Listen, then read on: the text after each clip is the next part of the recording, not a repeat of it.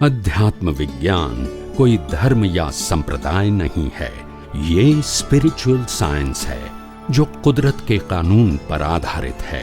ये विज्ञान पूरे ब्रह्मांड के सभी रहस्यों को उजागर करता है और जीवन के सभी पहलुओं को समझने के लिए एक नई दृष्टि देता है। इसी को आर्ट ऑफ विजन कहते हैं, दुनिया को देखने की एक नई दृष्टि, जो अध्यात्म विज्ञानी परम पूज्य स्वामी श्री कमलेशानंद जी के निर्देशन में सनातन सत्य का अनुसंधान कर हमारे जीवन को प्रकाशित करे। जय सच्चिदानंद। નિરાલંબ આત્મા એટલે આત્માને બ્રહ્માંડમાં કોઈ પણ અવલંબન છે નહીં અને જરૂર નથી. શું કીધું? છે પણ નહીં અને જરૂર પણ એવું નિરાલંબ આત્મા. આત્માને કોઈ જરૂર નથી, આ દુનિયાના કોઈ અવલંબનની જરૂર નથી. એવું સૂક્ષ્માતિ સૂક્ષ્મ છે અને છે છતાંય બ્રહ્માંડમાં સર્વવ્યાપકની શક્તિવાળું છે. આખા બ્રહ્માંડને પ્રકાશી શકે એવી શક્તિવાળું છે. સમજાય છે? આ આત્માનો સ્વભાવ છે, એને બનાવવાનો નથી. પણ એ સ્વભાવ ક્યારે ખુલ્લો થાય તો કે છે નીર આવરણ થાય તો. એટલે આત્માની શક્તિ અને આત્માની ક્ષમતાનો પ્રશ્ન નથી, પણ 1000 વોલ્ટનો બલ્બ છે. કેટલા વોલ્ટનો? અને 1000 વોલ્ટનો બલ્બ ઓન છે, ચાલુ છે, અને એ આખા હોલને પ્રકાશી શકે છે. અરે પણ એ ચાલુ બલ્બની ઉપર આપણે માટલું રાખી દીધું. હવે પણ બલ્બને શું ફેર પડ્યો? બલ્બના પ્રકાશની ક્ષમતાને શું ફેર પડ્યો? કશું જ નહીં. પણ એ ક્ષમતા જે રૂમને પ્રકાશિત હતી એ આવી ગઈ, પણ એની ક્ષમતામાં તો જેવું માટલું એટલે પાછી એ જ ક્ષમતા છે, એને ક્ષમતા આપવાની યસ કે નો? એટલે એની પાસે જે શક્તિ છે, ક્ષમતા છે, એ તો એની જ છે. માટલું ઢાંકવું તો એ છે ને લઈ લો તો પણ, અને માટલામાં કાંઈ ના પડો તો બલ્બની ક્ષમતા કેટલી છે? એની છે. સમજાય છે? એની ક્ષમતામાં ફેર પડતો તમને એનો બેનિફિટ આવરણને કારણે નથી મળતો. મારે આ બ્રહ્માંડને જોવું છે, સમજવું છે, કારણ કે મારે બ્રહ્માંડથી મુક્ત થવું છે. કારણ કે હું બ્રહ્માંડથી મુક્ત છું એવું હું માનું છું. પણ અનુભૂતિ પણ જો આ પ્રકાશ ફેલાય તો મને દેખાય કે આ દેખાતી એક પણ વસ્તુ હું નથી અને મારી નથી. તે આ કુદરતી રચનાએ ખુલ્લું કર્યું કે આ મન વચન કાયા, તેની અવસ્થા, સત્તા, સંપત્તિ, સંબંધ, સાધનો અને 5 જ્ઞાનની દેખાતું આ સમગ્ર સૃષ્ટિ એ કુદરતી રચના છે. અને હું કુદરતી રચનાથી મુક્ત એવો શુદ્ધ આત્મા છું. એ ખાલી દ્રષ્ટિ આપી, અનુભવ બાકી રહ્યો. આ દ્રષ્ટિથી જેમ જેમ અજ્ઞાન નાશ થતું જશે એમ તમારા દર્શનની રેડિયસ શું થશે? જ્ઞાનનો પ્રકાશ છે, એની રેડિયસ દર્શન રૂપે એટલું તમને વધારે ક્લિયર દેખાશે. મૂળ જ્ઞાન સરખું છે, પણ અજ્ઞાન એટલે એક કોર્નર ક્લિયર છે. થોડું બધું, થોડું બધું, થોડું બધું. સમજાય છે? એમ તમારું દર્શનનું ડેવલપમેન્ટ વધશે. જ્ઞાન ખુલ્લું થશે, દર્શનનું ડેવલપમેન્ટ વધશે. અને દર્શન કેવું હશે? સનાતન સત્ય. સમજાય છે? એને ડેવલપમેન્ટ કહેવાય. આધ્યાત્મિક ડેવલપમેન્ટ. અજ્ઞાન નાશ કરવું એ જ આધ્યાત્મિક ડેવલપમેન્ટ. સમજાય છે? અને અજ્ઞાન ગ્રહણ કરવું એ ભૌતિક ડેવલપમેન્ટ. સમજાય છે? આ બે જ વસ્તુ છે. કેવળ જ્ઞાન અને અહીંયા નિરાલંબનો ફેર ફરક છે. કેવળ જ્ઞાન અને નિરાલંબમાં જે કીધો કોઈ કેવળ જ્ઞાનને નિરાલંબ આત્મા કહેવાય. હું કેવળ જ્ઞાનને અનુભૂતિ કહેવાય. નહીં તો આપણી પાસે જ્ઞાન છે કે આત્મા નિરાલંબ છે, પણ અનુભૂતિ નથી. અને અનુભૂતિ ક્યારે થાય? તો કે નિરાલંબ આત્મા અનુભૂતિ કેવળ જ્ઞાન થાય તો ખબર પડી જાય કે આત્મા સિવાય આ બધું કુદરતી ઘટના છે. હું નથી અને મારું નથી. મેળવવાનું ગુમાવવાનો પ્રશ્ન રહેતો નથી. હું જ પોતે ચેતન, અવિનાશી અને અનુશક્તિ વાળો છું. માટે આમાંથી મારે કશું મેળવવાનું છે એ પ્રશ્ન નથી. એ છે ખરું પણ મેળવવાનું નથી. બસ સમજી ગયા? બોલો. એ નિરાવરણમાં કેવળ એ હું છું એ જ્ઞાન સાચું ના, હું છું, હું આત્મા છું એવું જ્ઞાન તો અહીંયા બેઠેલા બધાને છે. હું છું એવું જે વાત નથી એ કેન્દ્રીયને પણ છે કે હું છું. પણ હું શું છું તો કે હું શુદ્ધાત્મા છું એ અહીંયા બેઠેલો પણ હું શુદ્ધાત્મા છું એ બિલીફ રૂપે છે, અનુભવ રૂપે. અનુભવ રૂપે કેવળ જ્ઞાન અને બિલીફ રૂપે કેવળ જ્ઞાન તરફનો પુરુષાર્થ. એ અત્યારે પણ એ છે, પહેલા પણ એ હતું અને કેવળ જ્ઞાન થશે ત્યારે પણ એ જ રહેશે. પણ મને અનુભવ થયો. અત્યારે કેવળ જ્ઞાન છે એ જ્ઞાન છે, અનુભવ આટલો ફેર છે. પણ તેથી મને અનુભવ ના થયો, તેથી આત્મામાં કોઈ ફેરફાર થવાનો અને અનુભવ થશે ત્યારે પણ આત્મામાં કોઈ ફેરફાર થવાનો નથી. સમજાય છે? આત્મા તો તેનું તે જ રહે, કોઈ ફેરફાર ના સંપૂર્ણ નિગોદમાં હોય તોય તેવું બીજું શું આવું આપે. હું તમને એક સાદો દાખલો આપું, તમને બધાને સમજાવવા માટે. વર્ષો પહેલા એક પ્રોફેસરે બોમ્બેમાં આજથી 20 વર્ષ પહેલા 20-25 વર્ષ થયા પ્રશ્ન પૂછ્યો. પ્રોફેસરે રિટાયર્ડ પ્રોફેસર કે સ્વામીજી આ સંસાર શરૂ થવાની શું રીત છે? કારણો સંસાર શરૂ કઈ રીતે થયો? હું તો પહેલી વખત મનુષ્યમાં થયો કઈ રીતે શરૂ? મને તો કઈ જ્ઞાન હતું જ નહીં. જ્યારે પહેલી વખત મનુષ્યમાં આવ્યો ત્યારે સંસાર કઈ રીતે શરૂ થયો બતાવો. ગંગાનું પાણી ગંગોત્રીથી નીકળતું હતું અને વહેતું વહેતું જમીન ઉપર આવ્યું અને નદીનો પટ બની ગયો અને એ પટ 1700 કિલોમીટર સુધી વહે છે અને પછી સમુદ્રમાં પછી ગંગા નદી. હવે આ 1700 કિલોમીટરનો જે પટ્ટો છે ગંગા નદીનો, એ નદીનું પાણી જેને પીવું વાપરવું હોય એ વાપરી શકે. હા કે ના? ગંગા પોતે મારું પાણી છે એવું માલિકી કરતી વાપરવું હોય તોય તમારી મરજી, ના વાપરવું હોય તો તમે વાપરશો તો મારું પાણી એવું નહીં કહું, ના વાપરશો તો મારું પાણી નથી વાપરતા એવું પણ તમારી મરજી. હું તો વયા જ કરીશ. બરાબર છે? હવે એ વહેતા પાણીમાંથી મેં પાણીની ડોલ ભરી. શું ભરી? ડોલ ભરી. હવે ડોલ ભર્યા પછી એમાં જો કોઈ પવાનું પાણી લઈ લે તો શું થાય? ઝઘડો. કારણ કે પાણી કોનું ને ખરેખર પાણી કોનું છે અને કે છે શું? ત્યાંથી સંસાર ના સમજાયું કે નહીં?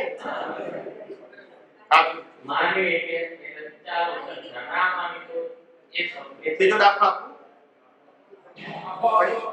પછી દાખલાના પૈસા થશે.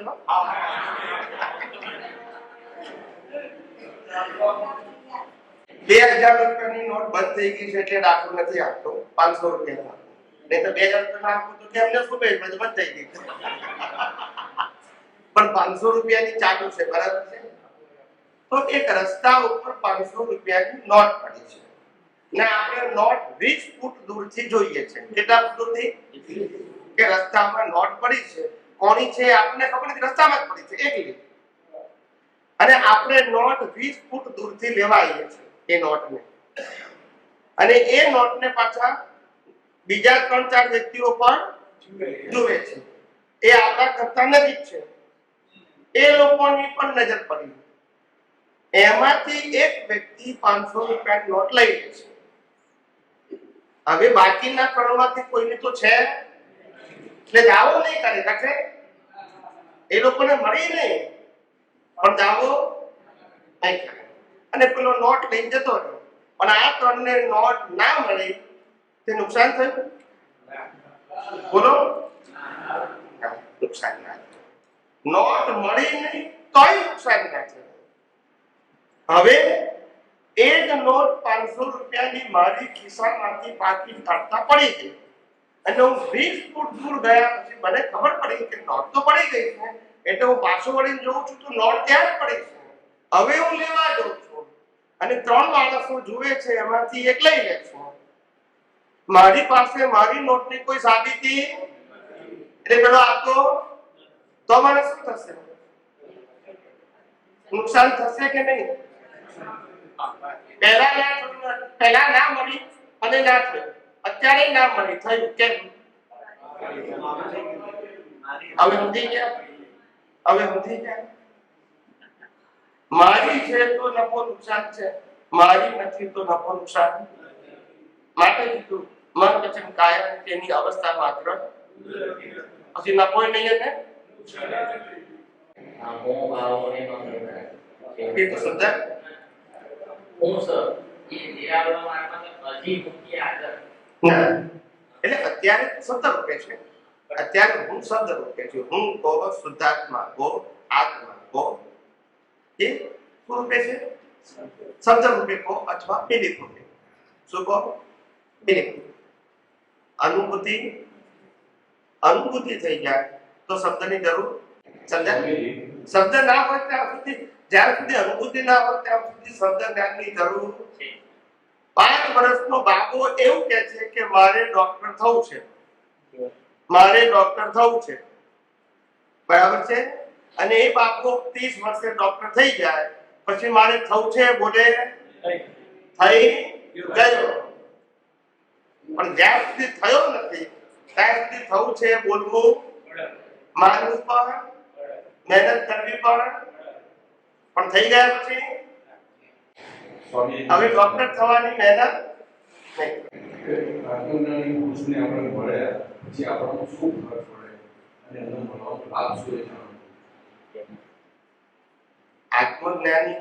મળવાથી શું ફરક પડે અને એમાંથી આપણને લાભ શું? લાભ મળવાથી લેવો એ દરેકનો વ્યક્તિગત પ્રશ્ન છે. એમની હાજરીમાં તમે, કારણ કે એમની હાજરીમાં વાતાવરણ જાગૃત હોય. કેવું હોય? એ જાગૃત હોય એટલે વાતાવરણ કેવું હોય? જેમ અહીંયા કરી 5 પૈસાની અગરબત્તી લગાવો તો સુગંધી આખા, એ 5 પૈસાની અગરબત્તી જો સુગંધી આપી શકતી હોય તો જ્ઞાની પુરુષની હાજરીની સુવાસ કેટલી? એટલે સુવાસનો લાભ બધા, પણ જ્ઞાન સમજવું છે એ વ્યક્તિગત છે. એમાં સુવાસ કશું થાય. સુવાસ તમને મળે ખરી, પણ તમારે જ્ઞાન સમજવું છે કે નહીં એ તમારે નથી. સમજાય છે? એમની હાજરી ને એમના દર્શનથી મિનિમમ કચ્ચા ભાવે પણ દર્શન કર્યા હશે તો પુણ્ય તો બનતા છે, પણ જ્ઞાનમાં ફેરફાર નહીં થાય જો તમે જ્ઞાન સમજશો નહીં. ખાલી મળ્યા એટલે જ્ઞાન મળી ગયું એવું છે, અથવા એમને કહ્યું એટલે મળી ગયું એવું પણ નથી. સમજવું આપણે. જ્ઞાની પુરુષ રાજા ભગવાને પણ કહ્યું છે આપણે બધા તીર્થંકરોની સભામાં બેસીને, તીર્થંકર નહીં, તીર્થંકરોની, છતાં એવા ને એવા કેમ છે? સાંભળ્યું પણ સમજ્યા એમાં એવું કરે. હવે સમજી ગયા? સમજવું એ વ્યક્તિગત વસ્તુ છે, સાંભળવું એ આપણા ઉદયકર્મ છે, અને એમના દર્શન થવા એ આપણી પુણ્ય છે. સમજાય છે?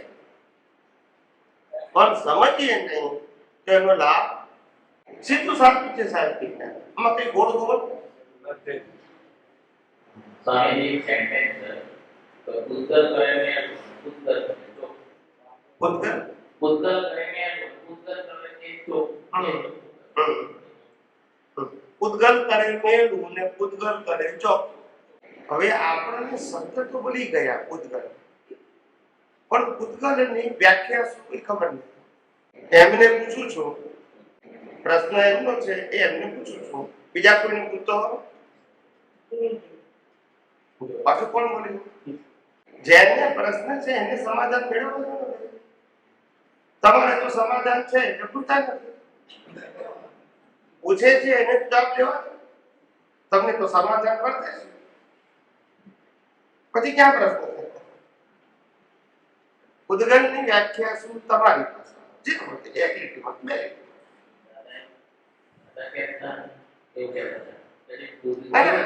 તમે સમજાવો એ પાડે. અમને કીધું ગમે તે કીધું, પણ હું આ સમજ્યું તો બોલું એટલું થઈ ગયું. આપણે કરેક્શન તમારું કરીશું, એનું નહીં કરીએ. ઉદ્ગલ પણ કોઈ પરફેક્ટ આવી જાય એવું મેં જોયું નથી. આજે આપણે ક્યાં એ વાત કરી? હું સાદો પ્રશ્ન પૂછું કે ઉદ્ગલ કોણ કહેવાય? એ સિમ્પલ પ્રશ્ન છે મારા સાહેબ.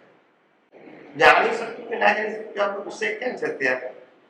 હું મારી ડેફિનેશન તમારા સિવાયનું જે બધું છે એ બધું ઉદ્ગલ. પછી આપણે આ જે વર્તમાન આત્મા સિવાય જે કંઈ છે આત્મા એના સિવાય જે છે એ બધું ઉદ્ગલ. એ બધું આપણે ઉદ્ગલ પછી હા બસ એટલે આ તમારો જવાબ છે. હું આનો જવાબ દેવા કે ભઈ તમે જવાબ પછી હું વાત કરું ને. તમારી સમજણ કરેક્ટ છે તમારે આ કહેવાનું, કરેક્ટ નથી તો સુધારવાનું, બસ. બરાબર છે? હવે તો ઉદ્ગલ કોને કહેવાય તે આપણે સમજીએ. ઉદ્ગલ એટલે પ્રકૃતિ નહીં. ઉદ્ગલ એટલે પ્રકૃતિ. ઉદ્ગલ એટલે પૂરણ ગલનનો જેનો સ્વભાવ છે એનું એક નામ ઉદ્ગલ. પ્રકૃતિનો સ્વભાવ પૂરણ ગલન નથી. ઉદ્ગલ કોને કહેવાય? તમે જે કર્મ ચાર્જ કરો છો એ ઉદ્ગલ કહેવાય. એ પૂરણ થયું એમાં જ ગલનનો સ્વભાવ છે. જો પૂરણ ના હોય તો ગલન, એટલે પૂરણ ગલન જેનો સ્વભાવ છે એનું નામ ઉદ્ગલ. અને આને શું કહેવાય? પ્રકૃતિ. એ પ્રકૃતિ દ્વારા ગલન થયા. એટલે ઉદ્ગલ કોને કહેવાય? કર્મ ચાર્જ કરો એનું ઉદ્ગલ કહેવાય. આગળ સમજાવું આને જરા ઓર ડીપમાં સમજાવું. મહાવીર માટે કહેવાયું કે નિરંતર એક ઉદ્ગલને જોતા. અને શ્રીમદ રાજચંદ્રજીએ કહ્યું રજકણ કે રિદ્ધિ વૈમાનિક દેવની સર્વે માન્યા ઉદ્ગલ એ સ્વભાવ. રજકણ કે રિદ્ધિ વૈમાનિક દેવની સર્વે માન્યા ઉદ્ગલ એ દરેક વ્યક્તિ પૂરણનું શું કરે છે? રજકણ હોય કે વૈમાનિક એટલે પૂરણ ગલન જે સ્વભાવ છે જે ચાર્જ કર્મનો એને ઉદ્ગલ કહેવાય. એક જ સ્વભાવ. મહાવીર પણ એક જ ઉદ્ગલને જોતા હતા. કારણ કે મહાવીર જે શરીર રૂપે છે એની બધી અવસ્થાઓ છે એમાં બધા જ હિસાબોનો કર્મના હિસાબનો એક જ સ્વભાવ હતો. પૂરણ કરેલું ગલન કરે છે. એટલે પૂરણ કરેલું ગલન થાય છે. એમાં આજે મને કોઈ ક્વેશ્ચન થવો જોઈએ? પૂરણ કરેલું, પૂરણ મેં કર્યું હતું, ગલન કુદરત કરે છે. પણ પૂરણ નથી કર્યું માટે ગલન થાય એવું બનતું. માટે પૂરણ ગલન હોવાથી હું બધી જ અવસ્થાઓને એક જ સમાન જોઉં છું. ઉદ્ગલ પૂરણ કરેલું ગલન એટલે ફરિયાદ નથી આવું કેમ, આવું કેમ, આવું કેમ.